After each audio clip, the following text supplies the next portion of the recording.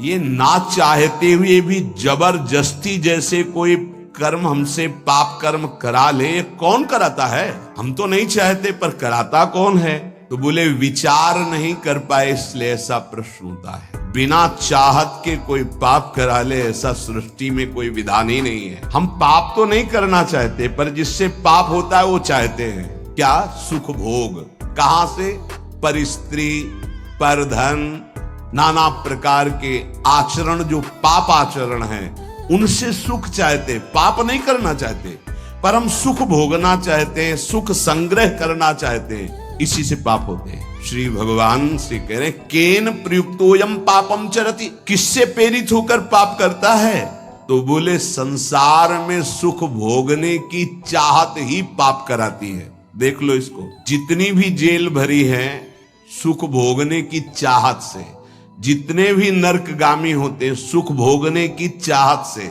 ये सुख भोगने की चाहत, इस शरीर से सुख भोगा मिला तो है नहीं क्योंकि है नहीं वहां। इस शरीर को भोग लें, इस शरीर को, इस शरीर, इस वस्तु को, इस व्यक्ति को, इस स्थान को भटकता पूरा जीवन पापाचरण करते। मैं नहीं चाहता पाप करना, मानते हैं, लेकिन पाप का मूल जो संसार से सुख भोगने की लालसा, उसी से पाप होता है। भगवान उत्तर दे रहे कामेश क्रोधेश रजो गुण समुद्भवः ये महासनो महापापमा विद्धेन मिहि बैरिणम। ये बड़ा भारी दुश्मन है, इसको कोई जल्दी परास्त नहीं कर पाता। ब्रह्मचर्य, गृहस्थ, वानप्रस्थ, सन्यास तभी सार्थक है जब इस दुश्मन को हरा दे, नहीं तो सब मिटिया मेट कर देता है। चाहे वैष्णव हो, चाहे ब्रह्मचारी हो, चाहे गृहस्थ हो, चाहे वानप्रस्थ हो, चाहे सन्यासी हो, एक ताल में सबको ठोक कर परास्त करने की ताकत रखने वाला ये विद्धेन मिह वैरिणम, ये सबसे बड़ा दुश्मन है। क्या?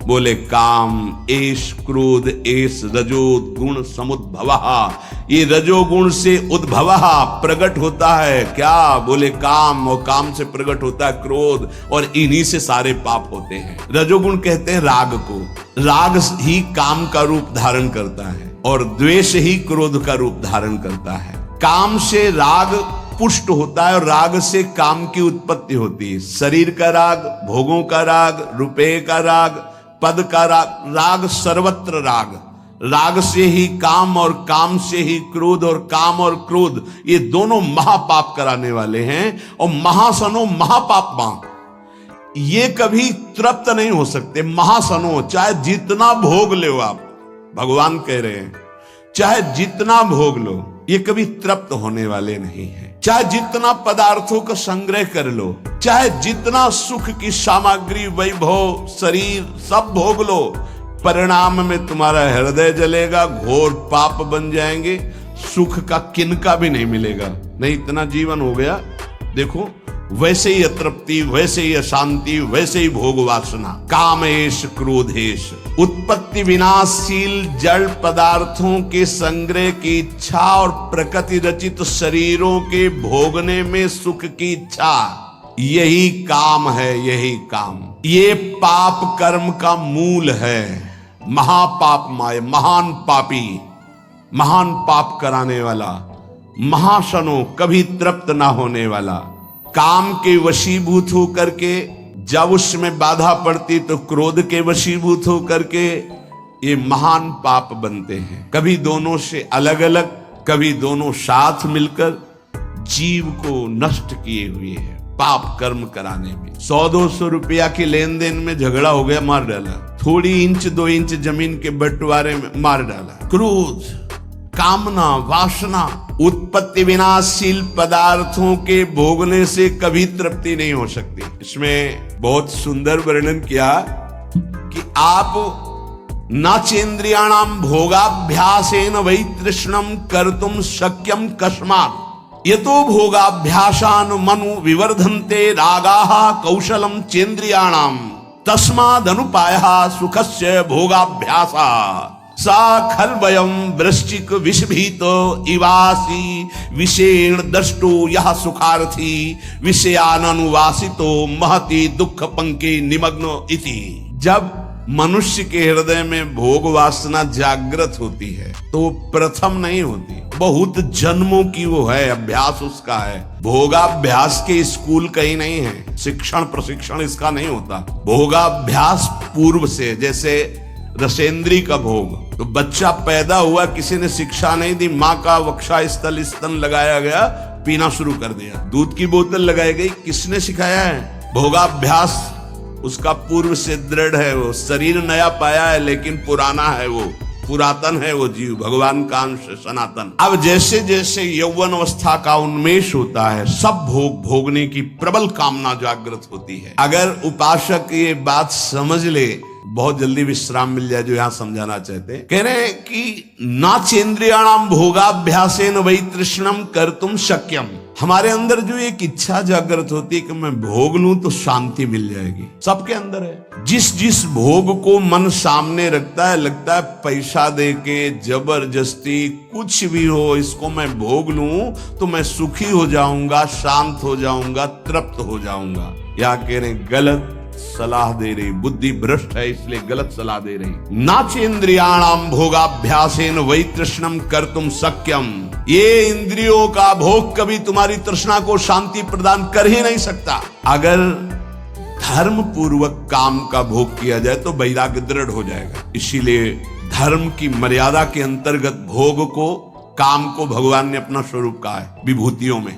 धर्म पूर्वक काम का सेवन सृष्टि संचालन के लिए, धर्म पूर्वक शास्त्र मर्यादा के अनुसार। ये जो आज चल रहा है ना, ये पहले कभी नहीं था। बड़ी मर्यादाएं, जिसका उपहास किया जाता है ना मर्यादाओं का, उन्हीं मर्यादाओं में सुरक्षित थे। पूर्व की मर्यादाओं को, धर्म मर्यादाओं को, शास्त्र मर्यादाओं को आज के बच्चे उपहास करते, ए पुराने जमाने, ऐसे कह के, ए पुरानी बातों को रखने वाले। नहीं नहीं, आपका जीवन बड़ा नवीन, उत्तम और स्मृतिवान, राष्ट्र सेवक, भगवत भक्त और महान उन्नति के लायक आप हो जाएंगे यदि आप पुरानी बात को समझेंगे। पुरानी माने पुरातन, पुरातन माने सनातन, सनातन माने समस्त शास्त्र सम्मत बात। नवीन नवीन बच्चे नवीन नवीन अवस्था में जब ये अभ्यास, पूर्वाभ्यास भोगों का जागृत होता है तो ये हमको शिक्षा देता है अंदर से गलत। अगर भोग लूं तो शांति मिल जाएगी, भोग लूं तो प्रसन्नता मिल जाएगी, सुख मिल जाएगा। शास्त्र कहता है न चेन्द्रियाणाम भोगाभ्यासेन वै तृष्णम कर्तुम शक्यम। आज आदर्श शास्त्र नहीं रखे जा रहे, आदर्श ब्रह्म ऋषि नहीं है, आज आदर्श विदेशी सिद्धांत है।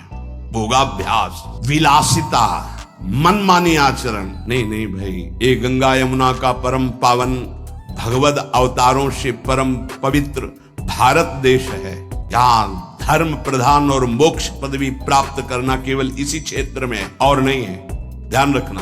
ये भारत भूमि का विधान केवल है, अन्यत्र तो भोगाभ्यास है, यहाँ योगाभ्यास है। अंदर अपनी इंद्रियों का दमन करके, मन का दमन करके परमात्मा आनंद में मगन होने वाला ये भूमि यहाँ की शिक्षा देती है। यहाँ के ब्रह्म ऋषियों की ये शिक्षा है। ये भ्रम हटा दीजिए, ये महाबैरी महापापी कभी ना घाने वाला काम हमारी बुद्धि को भ्रष्ट करके प्रेरणा देता है। इसे भोग लूं, ये सुंदर है, इसे भोग लूं, ये वस्तु भोग लूं, ये व्यक्ति भोग लूं।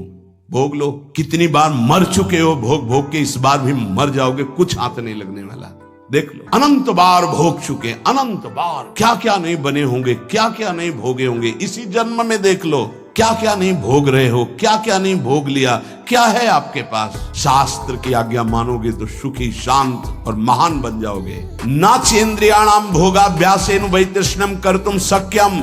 नहीं सामर्थ्य है इंद्रियों की कि तुम्हें भोग में वो शांति प्रदान कर दे, नहीं है। त्यागाच्छांतरनंतरम, अधर्म पूर्वक भोगा हुआ भोग तृष्णा को बढ़ाकर नरकगामी बना देता है। अशांत चित्त, घोर दुख में जीवन।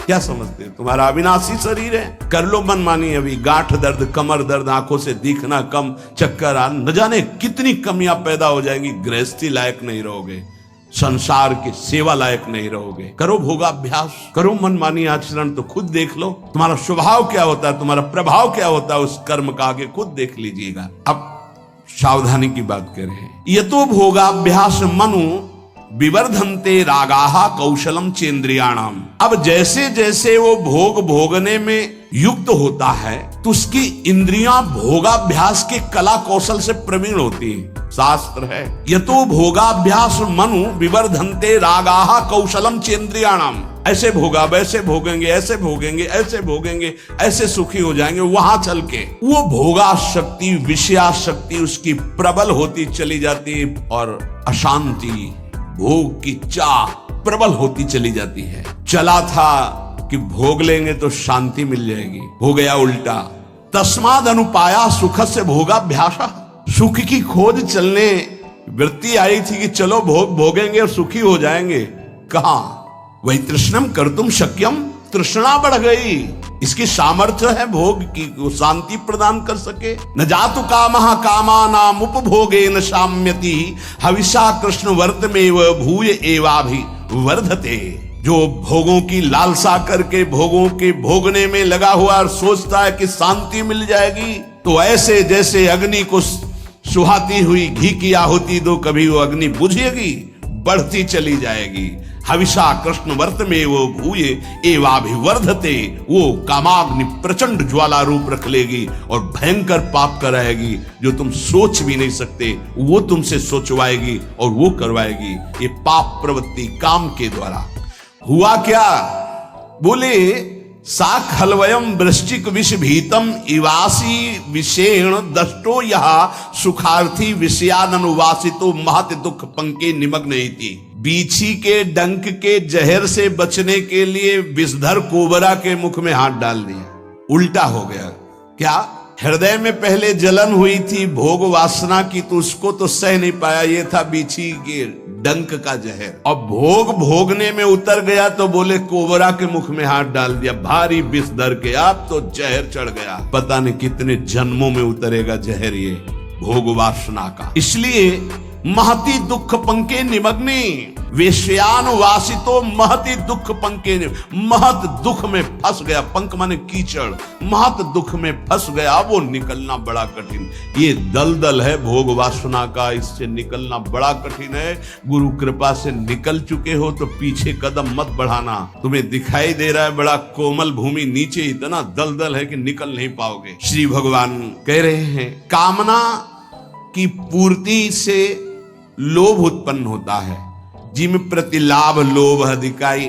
आज ये भोग भोग लिया, बड़े खुशी हो गए, अब ये भोग भोगेंगे, ये भोग भोगेंगे। ये पता नहीं कि ये कर्म इतने बलवान होते जा रहे हैं। जो हमारे कर्म हैं ये हमें विध्वंस कर देंगे, भोगने लायक नहीं रखेंगे।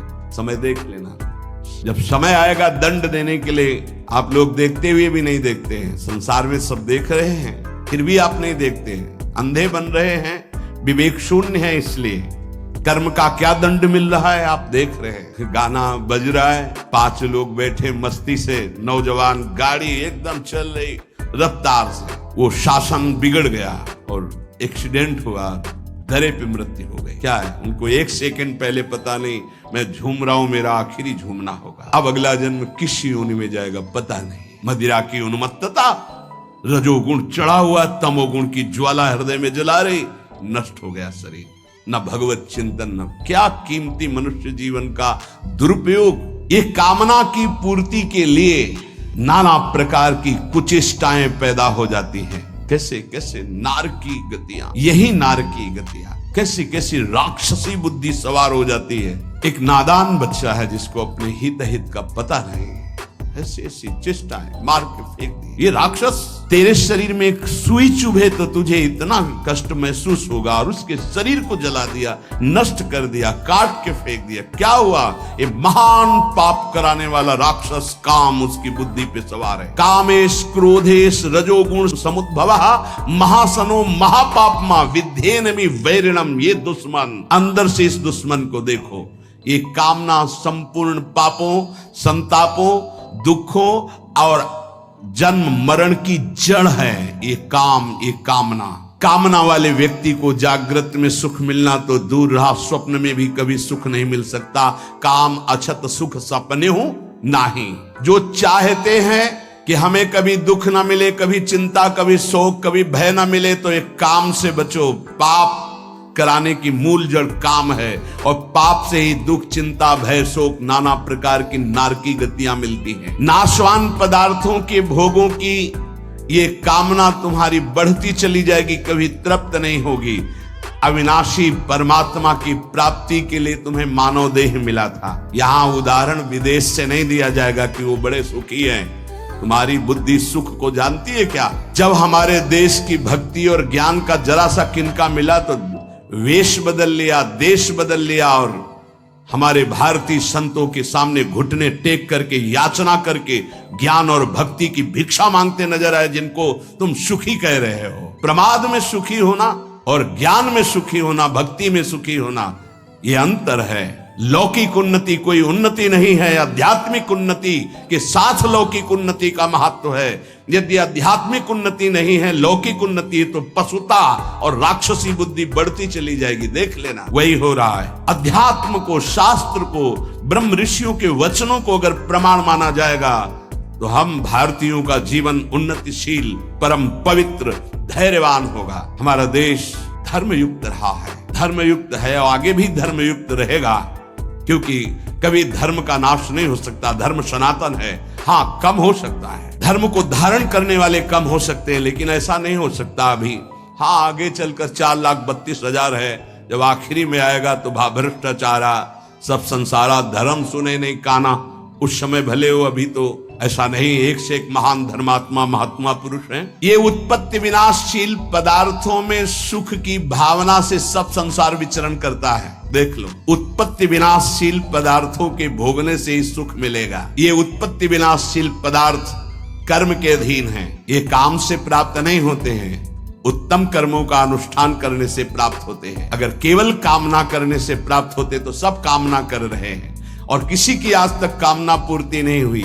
100 रुपए की कामना पूर्ति हुई तो 1000 रुपए की जागृत हुई, 1000 की पूर्ति हुई तो लाख की तत्काल जागृत हो गई, लाख की पूर्ति हुई तो करोड़, करोड़ों की बढ़ता चला जा रहा है। भारत में सबसे धनी तो विश्व का सबसे बड़ा धनी बन जाऊं, ये भोगा वो भोग लूंगा, ये देखा वो देख लूंगा, कामनाओं की बाढ़। इसलिए उपासक को चाहिए कि कामनाओं का, निषिद्ध कामनाओं का त्याग कर दे। ये 4 कामनाएं हैं जिनको न्यायपूर्वक पूरी कर सकते हो।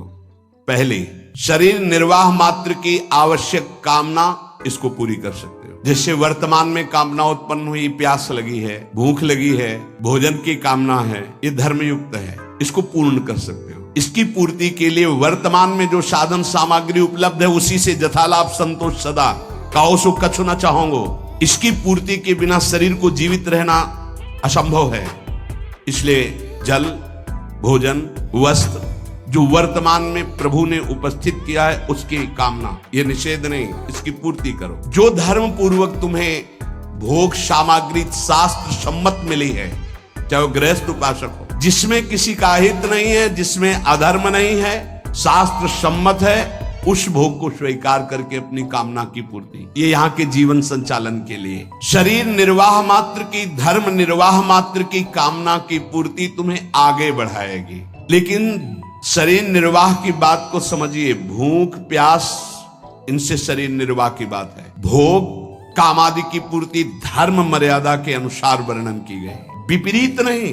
विपरीत तो जो चाहते हो रही सबकी पूर्ति करने से फिर पाप की प्रवृत्तियां उदय हो जाएंगी। शरीर निर्वाह मात्र की आवश्यक कामना की पूर्ति, कामना व्यक्तिगत न्यायुक्त, जिसका पूरा होने में धर्म की हानि नहीं है, शास्त्र सम्मत है, सामर्थ्य के बाहर नहीं है, और उसको भगवत अर्पित करके भोगा जाए, वो कामना आपको मोक्ष की तरफ ले जाएगी। कामना व्यक्तिगत न्यायुक्त, अपनी सामर्थ्य के अंतर्गत, शास्त्र मर्यादा और धर्म के अंतर्गत, और भगवान को अर्पित करके भोगी जाए तो वो मोक्ष की तरफ, भगवत मार्ग की तरफ। जो सामग्री है हमें बहुत प्यारी है, भोग सामग्री हमें बहुत प्यारी, भगवान को अर्पित करो। न्याय युक्त परिवार के पोषण में लगाओ। अगर आवश्यकता किसी ऐसे को है, बहुत भूखा, बहुत सर्दी में कपड़े की आवश्यकता, बीमार है, औषधि की आवश्यकता, उसकी सेवा में लगा, तुम्हारी कामनाएं शांत हो जाएंगी। कामना त्याग की सामर्थ्य तुम्हारे अंदर आ जाएगी। जो अपनी सामग्री को भगवान ने आपको जो दी, दूसरों को अत्यंत आवश्यक होने पर उसकी सेवा में लगा दे, तो उसके अंदर भागवतिक सामर्थ्य जागृत होती है। काम से बड़ा कोई दुश्मन नहीं है, ये सबका दुश्मन है। ये किसी भेंट पूजा से, अनुनय विनय से कभी शांत नहीं होता। इसकी भेंट पूजा यही कि ये भोग दे दो, ये क्रिया करवा दो, ये ऐसा मैं तुम्हें शांति प्रदान करूंगा, सुख प्रदान करूं, ये छलिया, इसकी बात में मत आना। ये कभी शांत नहीं होगा। बुझे न काम अग्नि तुलसी को, विषय भोग बहु घीते, मन पचितई है अवसर बीते। कामना संपूर्ण लोकों को जला रही है। सब जल रहे हैं, सबके हृदय जिनकी कामना से है।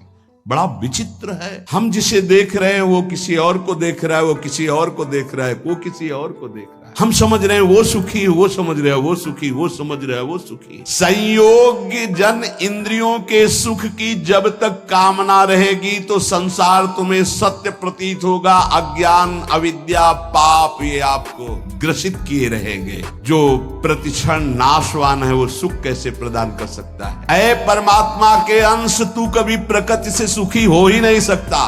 बैठा लो ये दिमाग में बात। दुखालयम शाश्वतम दुखयो नया।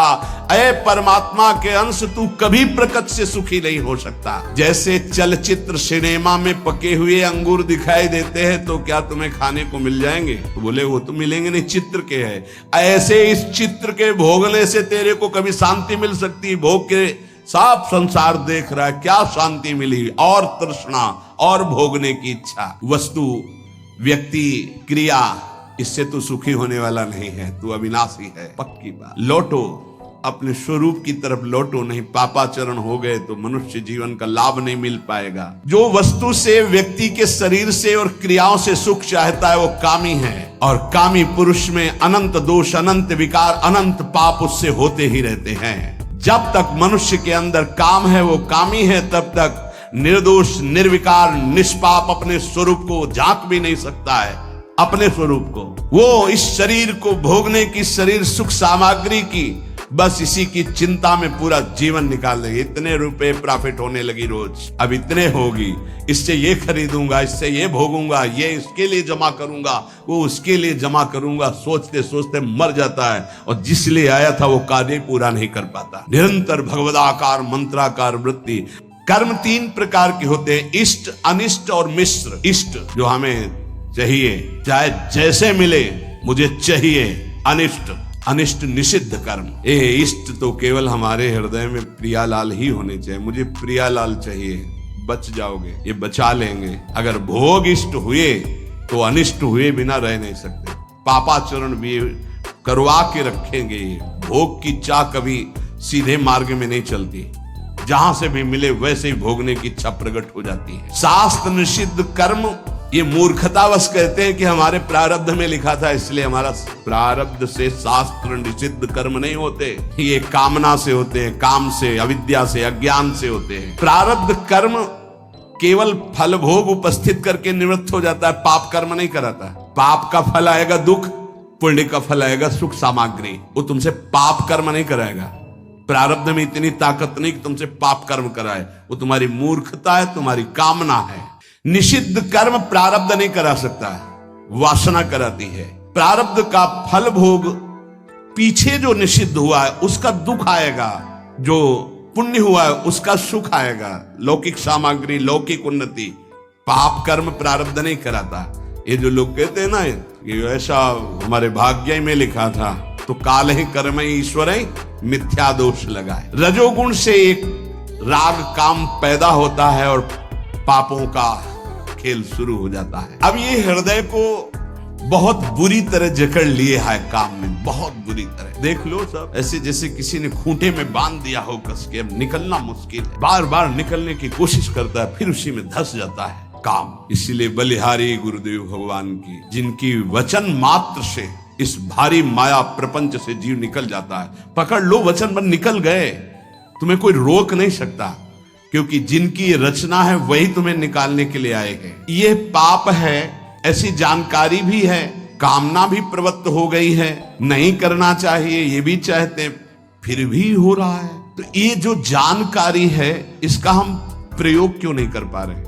जो हमें जानकारी है, जैसे आज जानकारी हुई, सुना आपने कि कभी भोगने से तृप्ति नहीं होगी, तो मुझे रुक जाना चाहिए, पर जानकारी भी और जान भी रहा हूं कि पाप है, फिर भी क्यों नहीं रुक पा रहा हूं। तो भगवान आगे वर्णन करते हैं, धूमे नाव्रियते वह्निर् यथा दर्शो मलेन च यथोल्बेनामृतो गर्भस् तथा तेने दमावृतम। जैसे धुएं से अग्नि ढक जाती है, मैल से दर्पण ढक जाता है, और जैसे झिल्ली से गर्भ ढका रहता है, ऐसे ही काम ज्ञान को ढके हुए है। 3 बातें कही, धुएं से अग्नि, मैल से दर्पण और जेर से गर्भ जैसे ढका रहता है, ऐसे ये ज्ञान जो आपको प्राप्त हुआ, काम उसको ढक देता है। अगर वो हट जाए तो ज्ञान प्रयोग में आ जाए,